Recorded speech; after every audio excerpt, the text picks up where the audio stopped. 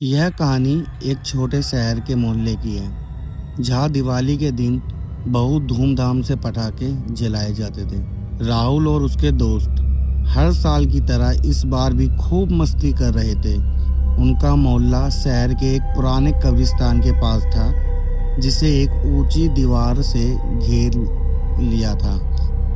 पुरानी कहानियों के अनुसार उस कब्रिस्तान को एक जमींदार ने अपनी क्रूर मौत के बाद स्थापित कर दिया था। दिवाली की रात मोहल्ले में लक्ष्मी पूजा हो चुकी थी और चारों तरफ दिए जल रहे थे।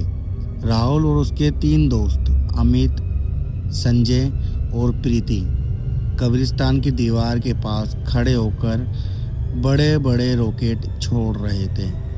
अमित, जो सबसे ज़्यादा शैतान था, बोला, यार मज़ा नहीं आ रहा है, चलो इस बार एक रॉकेट दीवार के अंदर फेंकते हैं, देखते हैं क्या होता है। राहुल और प्रीति ने उसे मना किया, लेकिन संजय, जिसे अपनी बहादुरी दिखानी थी, उसने हाँ कर दी। अमित ने एक बड़ा सा रॉकेट लिया, उसे जलाया और तेजी से दीवार के ऊपर कब्रिस्तान के अंधेरे में फेंक दिया। जैसे ही रॉकेट जमीन पर गिरा, एक जोरदार आवाज आई। वो आवाज किसी पटाखे के फटने की नहीं थी, बल्कि ऐसा लगा जैसे किसी बुजुर्ग औरत ने चीख मारी है। तभी कब्रिस्तान की दीवार पर, जहां से रॉकेट अंदर फेंका गया था, वहां एक काली परछाई हिलती हुई दिखाई दी। प्रीति डरकर कांपने लगी। चलो यहाँ से, मैंने कहा चलो, ऐसा मत करो।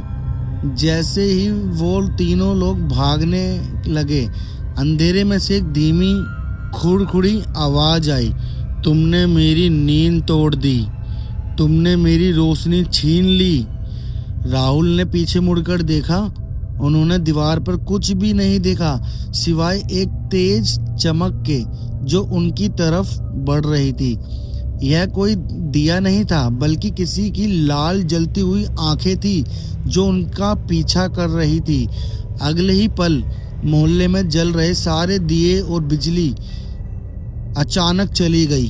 दिए सारे बुझ गए और मोहल्ले की लाइट सारी चली गई। सारी तरफ घुप अंधेरा छा गया और उन्हें बस अपनी सांसों की आवाज सुनाई दे रही थी। फिर उन्हें अपने पीछे पटाखों के जलने की आवाज सुनाई दी, लेकिन कोई शोर नहीं था, सिर्फ फूंकने और चिंगारी की धीमी आवाजें। अमित को लगा जैसे उसके कंधे पर कोई गर्म चीज गिर रही है। उसने छूकर देखा, वो एक अनबुझा फुलझड़ी थी, लेकिन उसे पकड़ने वाला कोई नहीं था।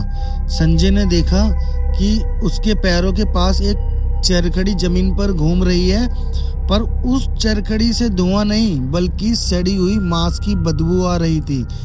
और फिर सबसे भयानक चीज हुई।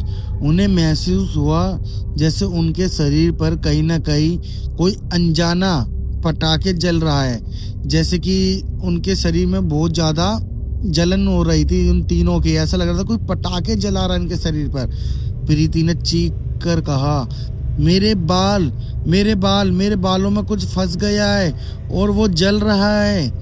राहुल के घुटने पर एक अनबुझा अनार रखा हुआ था, जिसकी धीमी चिंगारियां उसकी पेट को जला रही थी। वह चारों पागलपन में अपने शरीर से उन भयानक अदृश्य पटाखों को हटाने की कोशिश करने लगे, लेकिन वह शापित अंधेरा और सड़ी हुई बदबू उनका पीछा नहीं छोड़ रही थी। सुबह जब मोहल्ले के लोगों ने उन्हें ढूंढा, तो वो चारों बच्चे कोने में जमे हुए और सदमे में पाए गए। उनके शरीर पर जलने के निशान थे, जैसे किसी ने उन्हें धीमी आंच में तड़पाया हो। आंखों में उनके डर था और उनके आंसू रुक नहीं रहे थे। तब से मोहल्ले के लोगों को दिवाली पर कब्रिस्तान की तरफ पटाखे फेंकना तो दूर, उस तरफ मुंह करके खड़े भी नहीं होते हैं। उनका मानना है कि उस रात जमींदार की शापित आत्मा उनके पटाखों से नहीं, बल्कि उनके डर और तकलीफ की धीमी रोशनी से अपनी दिवाली मनाती है। तो ये आज की कहानी यहीं ख़त्म होती है।